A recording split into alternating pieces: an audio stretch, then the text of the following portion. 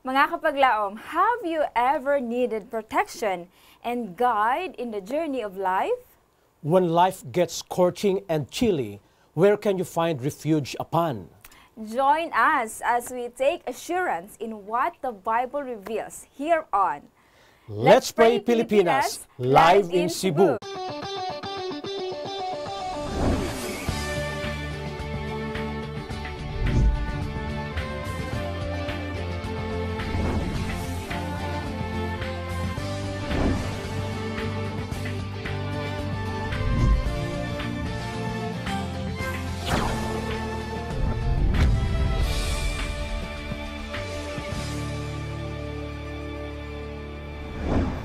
Yes, it's another blessed day, everyone, and welcome to Let's Pray Pilipinas. We praise the Lord for the ceaseless manifestation of His grace and love every day. And we are here again to unitedly come to Him with our petitions and our praise, knowing that He is our very present help in trouble. Good morning, Pastor. Yes, good morning kapaglaom Giselle, and good morning sa tanan natong mga viewers na ining kabuntagon. Here in Let's Pray Pilipinas, we would like to remind you mga kapaglaom, you don't have to pray alone. As we begin our program, may I invite you to join me and kapaglaom Giselle in our prayer. Let us bow our heads. Gamhanan nga Dios niini nga kabuntagon, dako nga among kalipay nga imo kaming gihiusa sa imong pagpanalangin sa tibok gabii og niining sayo sa buntag Ginoo. Yes. Nagahiusa kami sa pagdala sa among mga hangyo diha sa imong trono sa grasya. Panalangini kining among programa karon og ang tanan namong mga higalang nga nagatan-aw niini nga program aron kami mapanalanginan sa paghiusa sa pagampo sa ngalan ni Ginoong Hesus nga manuluwas. Amen. Amen. Thank you so much for that prayer, Pastor. And mga kapaglaom, once again, good day, good morning sa atong mga kapaglaom, mga prayer partners, mga prayer warriors around the globe, mga kapaglaom. Kung kamo naglantaw sa inyo nga GSAT Channel 37, maayong adlaw mga kapaglaom, among ikalipay nga amo kamong nakauban niining matahom nga adlaw. Og mga kapaglaom, kung kamo naglantaw sa inyo nga Facebook or kung wala pa mo nakakonect sa ato ang programa karon, just search Let's Pray Pilipinas. O you can comment down sa ato ang comment section. Just type sa inyong mga prayer requests o praise reports. Doon na po tayo hotline numbers. Mga kapaglaom, ayaw kalimot sa pagpadala ni ini. I-specify ang inyong name, ang inyong request, labi na gyud inyong lugar kung asa ka mo nagpadala ni ini. Daghang salamat mga kapaglaom sa inyong magkananayon nga pagsuporta. And of course, Pastor, you Yes. can state confidential kung dili ninyo gusto ipa-on air ang inyong mga prayer requests kung confidential kini mga kapaglaom. Ato na ampuan off air. Now more proceed ta mga kapaglaom sa atong first batch of prayer requests. Hinaot andam na ta. Dunay prayer request ni Pastor nga nang hinaot siya nga unta mapermahan na sa DOH Secretary Guevara ang ilaha nga mga kining ipang mention niya nga name, no? So ato ani siyang i-take note mga kapaglaom, and of course gikan kini kang Brother Villupes usa ka SDA coordinator din ha si Decapol Prison Ministries na hinaot sila nga kining mga ipang mention nga name kung itugot man sa Ginoo Pastor, no, nga makalaya na sila. Yes. So we will also pray alang sa prayer request ni 2979 mga kapaglaom, nagpapil sa pagampo alang sa Mansueta Salon dinha sa Florida. Aduna siya bypass operation mga kapaglaom. Hinaot nga makamata na pod siya Pastor, og nang hinaot sila nga aduna gyud milagrong himuon ang Ginoo. And we are positive to that mga kapaglaom. We will also pray alang sa prayer request ni 2365. Nagpa-apil siya pag-ampo nga. Nagka-experience siya, nagpamugnaw siya pastor o sakit po diya nga tutunlan o ginaobo po siya gikan kini kang Rosbel Guerra. So anang hinaot nga dili mo complicate ang iya nga balatian ug maayo kini sa dili madugay no makapaglaom. We will also pray alang kang Irfol Ranyerna ginaa sa Riyadh nga nagagunit siya kapag laong pastor of foreign agent no og hinaot nga ma-okay na ang iyang mga papers pastor ug makauli na pud siya sa Pilipinas no mao gini importante mga kapaglaom. We will also pray alang sa prayer request ni 4282. Nagpa-apil siya paampo alang sa iyang brother Belly S. Apaw nga nagasuffer og lung cancer stage 4 pastor and now he is in Deplo Zamboanga del Sur nga nagapadayon paayo sa iyang lung cancer. So we will pray mga kapaglaom alang kang brother Belly S. Apa. We will also pray sa itong sender 7936 mga kapaglaom. Nagpaila siya si Sir Abilin Abakahin o si gikan kini sa Matangad Gitagom Misamis Oriental. Ginapaampo niya nga unta makita na siya work pastor tungod aduna po siya estudyante ug wala pa siya trabaho no. So we will claim that promise of the Lord today mga kapaglaom. We will pray and we will invite you to pray with us together with Pastor Kinto. Ako mong ginahangyo ang tanan nga magaduko ta sa atong mga ulo magaampo ta. Gamana nga Dios nining kabuntagon nagadangop kami kanimo sa pagdala sa mga hangyo sa among mga kaigsuonan nining kabuntagon dinhi sa program Let's Pray Pilipinas. Yes. O Dios una sa tanan among ginadala ang request ni Brother Ver Lopez sa among mga higala nga naa sa sulod sa prisuhan. Hinaot Ginoo nga imo silang tabangan ug imo silang panalanginan aron nga sila makagawas na nga ma-approve sa DOJ labi na ni Secretary Guevara ang ilang kalayaan. Among gina-mention karon dinhi si Bilarmino, si Eddie Balaba, si Danny Sikop. Among ginadala Ginoo sa pagampo ang mga 108 nga dapicol nga mga surrenderies. Ikaw Ginoo nasayod sa ilang kahimtang. Among ginadala sa pagampo si TD Pajaro, si Mario Caberti ngang ilang application sa executive clemency kay President Duterte. Hinaot Ginoo nga kini ma-approve ug maangkon nila ang kalipay nga ilang makauban ang ilang mga hinigugma sa kinabuhi tungod sa imong pagpanalangin. Ginadala namo sa pagampo nining kabuntagon o Dios ang among igsuon, among higala nga si Mansueta Salon dito sa Florida. Ihatag kani ang panalangin ug dali nga kaayuhan sa iyang gibati tungod sa bypass operation. Hinaot nga maulian na siya o Diyos sa iyang balatian o ma-eksperyensyahan niya ang imong giya pagpanalangin. Amo sab ginadala sa pagampo ang among higala nga si Rosbel Guerra. Siya Ginoo nakabati o kabugnaw o gasakit sa iyang tutunlan, sa iyang panlawas. Imo siyang tandugon sa imong maayong kamot kay ikaw ang Dios nga dakong mananambal. Diha kanimo Ginoo wala imposible nga butang, wala imposible nga balatian nga dili nimo maayo. Amo sab ginadala sa pagampo si Errol Ranyerna nga hinaot o Dios approve na ang iyang mga papeles, makumpleto niya Ginoo ang iyang mga pag-process aron nga siya makapauli na dinhi sa Pilipinas. Panalangini Ginoo iyang tibok panimalay ug ang iyang mga pangandoy sa kinabuhi. Amo sab ginadala sa pagampo si Belly S. Apaw nga dunay siya'y lung cancer stage 4. Diya kanimo Ginoo walay imposible nga butang busa amo gina-claim ang imong mga saad, imo siyang ayuhon, imo siya Ginoong panalanginan, hihatag ang milagro, ibubo ang mga panalangin diya sa iyang panlawas og sa iyang tibok panimalay aron eksperyensya nilang kalipay og magapadayon sila sa paghiusa sa pagpaabot sa imong pagbalik.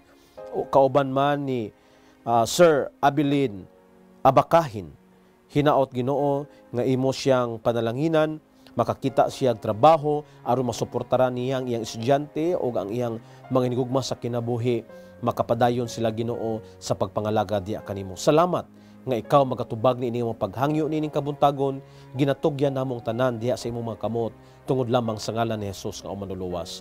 Amen. Amen. Thank you for that prayer, Pastor. And baka kapaglaom kung kamo wala pa nakapadala sa inyong mga prayer requests and praise reports, palihog comment down sa itong comment section ug palihog ipadala sa ato ang hotline numbers o sa inyong TV screens, mga kapaglaom. And today, mga kapaglaom, we will be talking about protection and guide. Yes. Very important kini sa atong panahon karon, Pastor. Yes. Atong quote of the day nagpahinumdum kanato. And the Lord, He is the one who goes before you. He will be with you. He will not leave you nor forsake you. Do not fear nor be dismayed. Pag kanindot sa mao nga promise nga gihatag sa ato nga Ginoo. Pastor, these days, or most of us, good Pastor, we believe on signs, no? Yes, that's true. Ipakita sa perhaps nature. Dali kita kanang mutuo, no? Kang signs labi na gyud kung naagi tay ginahandom sa atong kinabuhi. Gusto nito i-claim sa Ginoo. Kay ang tawo kapag laom Giselle, no, kita nga mga tao sa kalibutan gusto nato to see is to believe. Yes, Ginoo. So gusto nato makakitag sign sa guide, makakita tag milagro, then motuo ta. But in our Christian journey, it's the other way around di ay. No mga kapaglaom, dili day to see is to believe in our Christian journey, but to believe is to see. Nga sa dihang motuo ta, God will bless us, God will show us miracles, God will show us signs. Yes, So that is the other way around. That's right. And mga kapaglaom, we mentioned about signs or protection and guide. Today we will be talking about kining usa ka dako nga milagro nga nahitabo sa mga Israelites people before, mga kapaglaom. They experienced the miracle of God through kining ginatawag nga pillar of cloud. Yes. Most or some of the news karon kapag laong, Pastor, labi na gyud makita nato sa Facebook, perhaps sa internet, sa YouTube, dunay mga signs sa kaning mag-form ang clouds. Sometimes mura siyag heart, mura siyag angel, murag naay Ginoo daw. So picturean dayon nato, no? Picturean dayon ang nato mga kasi formation. upload. Yes, unya i-upload yon sa Facebook. Unya daghan dayon ang malingaw sa maong mga signs diha sa clouds kapag laom Giselle. Yes, however, mga kapaglaom, ang Bible nag-mention siya extraordinary cloud. Dili basta-basta, Pastor, because extraordinary ang gisgutan, no? Which was seen firsthand by the eyes of the journeying people of God, no? Ito kong giingon. Tapos naitabo ni sa desert pag yun, Pastor. Yes, that's true. No? So, I hope nga inyuhaning nabasa. And that must have been the most amazing formation one could ever witness in life. Nag-imagine ko, Pastor, kung unsa gi-form ang pillar of clouds kani adto, and the Israelites people na witness gyud nila, Pastor. Siguro kung nabuhi ko kani adto, ako jung gusto hitabo, ako tong experience, Pastor. O contrary sa atong mga mga na-experiencean karon nga mga signs in the clouds. Yes. The experiences of the Israelites during the time sa ilang Exodus, during their journey, dili ra kay kausa nga cloud ang ilang nakita, but every day that is a guide for them. Yes. Kanang pillar of cloud. If you are wondering, mga kapaglaom, kung pila ang Israelites, pila sila kabuok, daghan kay nag-mention ang Bible sa Exodus 12:36, there are approximately 600,000 Israelites. Beside, pilabot ang mga children. Yes. Men ra pagid ang gisgutan sa Bible, wala pa na. Apil ang So, mga women. Ma-imagine mo kapag laom Giselle, nung nga nagalakaw ingani kadaghan, 600,000 no? Ka mga tawo, walay labot ang mga kabataan. So, kung include mo mga bata, pero tindaga na milyon to sila. Yes, no? Milyon to that's sila. right. Ug unsa man ang gi-represent ni ining pillar of clouds. Nag-mention pod sa Exodus 13 verse 21, mga kapaglaom, and the Lord went before them by day in a pillar of cloud to lead the way. By day, ang kung adlaw naghisgot din hiya nga pillar of cloud symbolizes or nag-lead sa ilaha or represents the leading, leading them the way. And by night, kung gabi ipod, in a pillar of fire to give them light pagkanindot. So katong cloud in a day, nagsilbi nila nga protection kasi lunga nila paso nga dili sila mainitan. Mao po'y mahatag nila kahayag during the night. Yes. Pag kanindot, could you imagine that mga kapaglaom? So in other words, mga kapaglaom, duha, no? Duha ka sign Yes. ang ilang makita everyday. Doon na sila pillar of cloud during the night, during the day, The day. nga mao ang hatag protection and guide at the same time, and in the evening it is a pillar of fire. Now you can just imagine mga kapaglaom kining mga Israelinon 600,000 nga mga katawhan walay apil ang mga bata gikan sa Egypt o nga sa diin sila na himong ulipon for 430 years. Can you imagine unya pagawas nila kanang ang Ginoo na panalangin kanila nga makaangkon sila og kahilwayan sa being in bondage for 430 years. Unya sa wilderness, mao kini mga milagro sa Ginoo sa ilaha. Yes. So, bisan pa doon na sila yung mga makaingon ta mga problema on the way, pero makita nimo ang protection o guidance sa Ginoo. Wow, pag kanindot. Niining duha ka butang kapaglaom Giselle. Gani na sila yung mga gipangdala na mention sa inyo mga kapaglaom, no? Napod sila gipangdala nga mga hayop nila, pastor. So, may imagine niyo 600,000 including sa ilahang mga animals ang gipangdala, mga gamit nila sa balay, pero tig yung dakua sa pundok, pastor, no? Yeah, that's true. So, unsa man ang nag-symbolize ni ining pillar of clouds, pastor? I mean, aside sa katong protection sa day o sa himo nilang light during the night, pastor. Kung atong pamalandungan atong kinabuhi, of course, everything comes from the Lord. Yes. Now comes from the Lord. Unya, according sa pipila ka mga verse diha sa balang kasulatan, this cloud or kining nagaguide sa ilaha during the daytime mga kapaglaom is representing the angel of the Lord and Jesus himself. Yes, no? that's God right. himself nga mao'y nagaguide kay he is the real leader ni ining mga Israelinon. Si Moses gigamit lang. No, and also the writings of Ellen White is telling us that it was Jesus himself no nga nag-guide sa ilaha. So that is the presence of the Lord ni ining mga katawhan niya nga iyang gigiyahan coming from the land of Egypt. Pagawas during their Exodus time, Jesus or the Lord is with them. Yes. Could you imagine mga kapaglaom, ilahang na-experience firsthand kung giyon sa sila paggiya, gisgutan din nga adunay protection sa ilaha, ilang na-experience pod ang guidance sa Ginoo, no? Protection because the cloud protected them from the scorching sun in the daytime kana bitaw Init maglakaw ka kayo. sa dalan niya init kaayo mangit asa mag-cloud karon naot murag ka nang mutabon unta ang clouds immediately sa sun aron di ko mainitan. Yes, that's true. And kapag laom Giselle, during the time, wala pa sila payong. No? Yes, Wala pa yung wala mga pa trapal siguro nga bit-bit. Yes. So the clouds will give them shade no Yes. sa init kayo. And during the night time, Yes. unsay protection diha kapag laom Giselle? And it turns to be a pillar of fire in the night to keep them warm. Oh, sa mga pagkanindot, kapaglaom. to keep them warm. So in other words, bugnaw sa diay kung gabi, Bugnaw. even Yes. though they are in the desert. Yes. Now, I would like to tell our viewers nining kabuntagon no nga it doesn't mean nga naa ka sa desierto init all the time.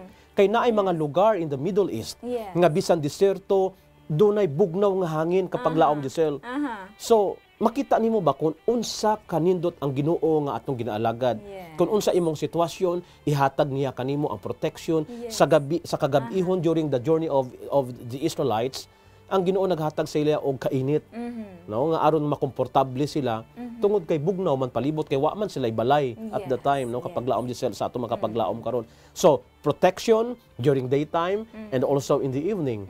No nga mao kana ang nagsilbi nga panalangin sa ilang journey, the pillar of cloud and the pillar of fire. Wow, pag kanina ang ikaduha nga revelation sa Ginoo during the wilderness experience atong mga Israelites people is the guidance of the Lord himself. Guidance or guide because the stopping of the pillar of cloud was the sign that they were to encamp in that very place. Unsay bot pasabot ana pastor? So in other words, ang pillar of cloud nga ilang guide, ilang protection at the time, Yes. it will serve as their guide also nga pagka hunong na sa mao nga cloud, in other words, they will encamp. Oh. Bot pasabot may mga tentong uban, bot pasabot magpahulay sila diha.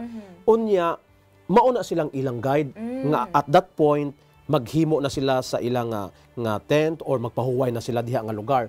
Then pagpahuway nila sa gabi dunay pillar of fire. Unya sa kaadlaw na sad or sa buntag na sad magawas na pud ang pillar of cloud. In other words, mo journey na pud sila. So that serves as their guide sa ilang exodus that time. Wow, pagkanindot good revelation sa Ginoo. Mga kapaglaom, let us remember in Hebrews 13 verse 8, it says that Jesus Christ the same yesterday, today, and forever, mga kapaglaom. God never changes. Dili mausap. Kung kinsa tong Ginoo nga nagprotektar, nag-guide sa imong katawhan kani adto makapaglaom the same God nga atong ginaalagaran karon, Pastor. Yes, that's true. So kinahanglan ato sabkoptan kini nga paglaom nga nahitabo sa mga Israelinhon, mahitabo gyapon sa ato ang panahon karon. Pag kaninat atong hinumduman, John 10 verse 14, I am the good shepherd. Jesus Christ knows who we are personally. So kung unsa man ang mga nag-trouble sa tang kinabuhi karon, just look on to God and you will experience His miraculous grace. Sama sa giingon ni Pastor kagayna, to believe is to see the Lord. Thank you so much mga kapaglaom sa inyong pagpakig-uban sa ato nga discussion. Now we will proceed sa atong second batch of a prayer request mga kapaglaom. Aduna gipadala dinhi sa atong sender 4151. Iya nga prayer request nga unta ang ilahang ayuta, Pastor, na hinaos sila nga mabaligyan na kini mahalin, no? Aron ilaha pong matugyan ang ilahang kinabuhi din sa Ginoo. Labi na gyud magamit ang mao nga kantidad sa ilaha pod nga uban nga mga panginabuhian, Pastor. Hisgot pod siya nga unta ang kanang mutan-aw, ang tanang mutan-ano mahikap ang kasing-kasing hikapon sa Ginoo ang kasing-kasing unta mas muduol pagyud daghan ang muduol sa Ginoo. Siguro naghisgot siya labi na gyud sa mga programa nato, labi na gyud sa Let's Pray Pilipinas, no? Ug doon na po nagpaampo, Pastor, 8458 iya nga prayer request alang sa iya nga spinal therapy ug nose polyps operation gikan kini kang John Mark Flora dinha sa Austria, watching dinha sa Cagayan de Oro City. Mga kapaglaom, doon na po tayo prayer request. Dinha, Pastor, gipadala sa tuang usa ka kapaglaom. Wala dinha sa itong listahan, no? Alang kang Ma'am Judith Claudette Capaw. Gikan ni sa Camotes Island, mga kapaglaom. Nagpaapoy sa pag-ampo. Ang iyang anak ang nagpadala, Pastor. Tungod kay iyang mother na mild stroke, Pastor. Og nahinaot siya nga unta maka-recover og sa dili madugay og mag-start na siya sa iyang physical therapy, Pastor. Hinaot sila nga magpadayon ang healing ug adunay milagro ang Ginoo. Again, Claudette Capaw, mga kapaglaom. We will also pray gikan sa ato nga live viewers nga gipadala gikan kang Emmy Okaya. Please pray for my mother nga si Pasha Canonyo na 80 years old. Doon na siya hilanat, Pastor, og nagaubo po siya. O wala na po siya gana mukha, no? So we will pray alang sa mga kapaglaom. Gikan pod kay Joy Silvano, please pray for Prats Moon nga mahinumduman sila sa Ginoo, nga mabalik ang ilang pag-alagad sa Ginoo og iya hapon yung mga anak kanindot nga pag-ampo, no? We will also pray for Shirley Digno. Please include in your prayers for complete healing siya nga friend ug siya nga office mate nga karon na infected sa COVID-19. We will also pray alang kang Libby Ducor, prayers alang sa iya nga asawa nga mahiusa na sila sa pagtuo dinha sa Ginoo. Another is from Jeff Yuldan. Prayers for my family to have a good health always, especially sa iya nga 6 months old daughter nga magtubo healthy, of course buutan og adunay giniyahan sa Ginoo. Include also my application for promotion and unta maapil ko sa mao nga promotion. We will also pray gikan kay Linda Villafuerte. Please continue to pray for my family to keep in good health and complete protection. Thank you so much, mga kapaglaom. Nag-watch ato ang Facebook Live. We will pray, mga kapaglaom, together with Pastor Quinto. Mag-aampo kita atong iduko ato mga ulo. Gamhanan nga Dios niini nga kabuntagon nagapadayon kami sa pagdangop diya kanimo. Kay ikaw ang among Dios nga ginasaligan tag-iya sa tanang mga butang o nakabalo sa tanang mga solusyon sa among mga problema. Niini nga kabuntagon Ginoo, among nadala ang hangyo ni Brother Marvin Kuligado. Ngay naot, mabaligya na nila ang ilang ayuta o ang magatan-aw, magabisita, maga-review, maka-angkon sila kaalam Ginoo sa paghimo sa pagdesisyon nga kining ayuta mapalit o mahimo sa panimalay ang ilahang mga ginaplano o ang ilahang gamitan sa maong salapi. Among ginadala sa pag-ampo Ginoo si John Mark Flora dito sa Austria. Hinaot imo siyang panalanginan sa iyahang problema. Doon na siya spinal therapy o nose polyps operation. Hinaot Diyos nga imong giyahan ang mga doktor, mga nurses nga gatiman kaniya mga tambal nga ginahatag kaniya nga kini makahatag og maayong epekto sa iyang panlawas aron nga sa dili madugay magaayo siya o magapadayon sa paghimo sa iyang mga buluhaton. Ginoo amo sab nga ginadala si Claudette Capaw nga ikaw nasayod sa iyang eksperyensya. Hinaot nga imo siyang panalanginan Ginoo, tibok niyang panimalay og ang tanan niya Ginoo nga mga pangandoy, mga tinguha sa kinabuhi, giyahi siya o Dios og ihatag ang kaayuhan sa ilahang mga balatian sa ilang tibuok panimalay. Amo sab nga ginaampo si Okaya nga ikaw Ginoo nasayod sa iyang kahimtang. Hinaot nga imo siyang panalanginan kauban Ginoo sa iyang gihangyo nga kaayuhan sa kay Pasya Canurnyo nga hinaot nga mawala kining iyang hilanat og ubo nga gibati sa iyang panlawas. Kauban man ni Joyce Albano sa iyang hangyo alang kay Fritz Moon nga sila Ginoo magabalik sa pagpangalagad. Giyahi sila, tagay sila kaalam, ihatag ang balaang espiritu nga kanunay magagiya sa mga desisyon sa ilang kinabuhi. Kauban man Ginoo ni Shirley Digno nga imo silang hatagan o proteksyon. Ihatag ang kaayuhan bisan pa sa virus karon sa na-diagnose sa ilaha nga mga kauban nga nahimong positive ni ining COVID-19. Hinaot Ginoo nga imo silang hatagan og kaayuhan o proteksyon ni ang ilang mga hinigugma sa kinabuhi nga sila Ginoo magapadayon sa paghiusa sa pag-alagad o pagpaabot sa imong pagbalik. Among ginaampo si Livy Docor nga sila Ginoo kauban iya mga pamilya magahiusa sa pag-alagad o sa pagserbisyo pagpaabot sa imong pagbalik.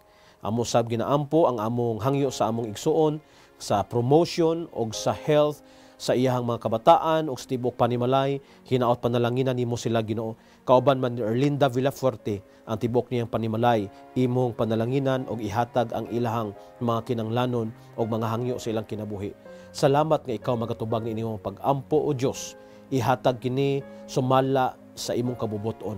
Ginatugyan namo among kinabuhi o gagapangayo kami sa kapasaylohan sa mga sala aron nga imong matubag ang among mga pag-ampo tungod lamang sa ngalan ni Hesus nga manuluwas. Amen. Amen. Thank you so much, Pastor, for that prayer, and thank you so much sa ato mga kapaglaom who sent their prayer requests o praise reports. Mga kapaglaom, more of our encounters with the Lord tomorrow. Mag-uban-uban ta dinhaa sa studio sa Manila. Hinaot ba kapaglaom, magpadayon inyong suporta, labi na gyud ipadala inyong mga prayer requests and praise reports. Ug ayaw kalimot sa pag-share sa ato ang mga link, labi na gyud sa Let's Pray Pilipinas sa inyong mga higala, kauban sa pamilya aron daghan ang makadawat sa mao nga panalangin. Thank you so much, Pastor, sa imong nga time. Yes, mga kapaglaom, when scorching heat of trials seem to afflict us and the darkness hours of life chill our souls, let us not forget that we have a loving shepherd who always in control. Yes, daghang salamat mga higala, mga kapaglaom sa inyong pagtanaw. Hinaot nga ang leksyon nato nga nakatunan this morning about the journey of the Israelites, the protection and the guidance ato sad kini ma-apply sa atong kinabuhi. As the Israelites depended upon the guidance of the Lord in their journey, so must we depend upon God in our life's journey. According to the Bible in Proverbs chapter 3 verses 5 and 6, this is also my favorite verse. Nagaingon din ha, trust in the Lord with all your heart and lean not on your own understanding. In all your ways acknowledge Him and He shall direct your path. Amen for that, mga kapaglaam. This has been Kapaglaam Giselle of Hope Channel Cebu, reminding you on the promise in Philippians 4:19 that God shall supply all your needs according to His riches in glory by Christ Jesus. And this is your kapaglaong Pastor Quinto saying, let's pray without ceasing. Kami, inyong kaabag sa pag-ampo din hilang sa Let's Pray Pilipinas, where you don't have to pray alone.